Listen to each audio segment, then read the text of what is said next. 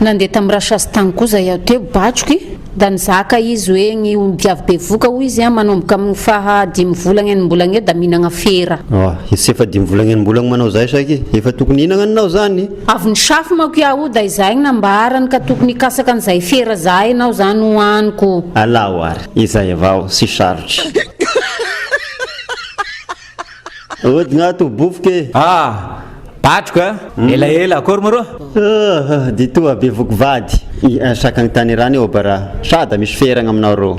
Navoanao zany ka misy ka zay ilainao misy amina toaby fera 8 sa fera 12 da zay matavitavy aminazy io koa atao firy metatra eo saky ataovy raiky eky sady basolo any avao. Tika efa misy tapaka misy ty ka fera 12 ty ampy sara ty amin'ny lanao anazy ty misaotra rô bofiky. Akony gnahinanana antiky vy lava be tiky zany da fera 12 izy tiky. Ba hitako eto amin'ny finanany antika.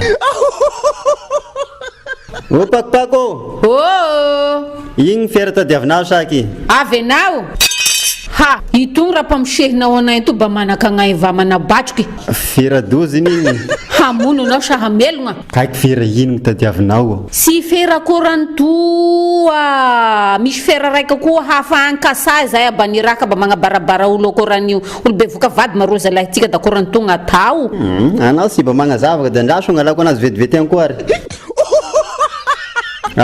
Ity ny saky da akoran'agny nananao anty pakopako fera fipasinako nentinao lahatagny anao mapakopako nagnino.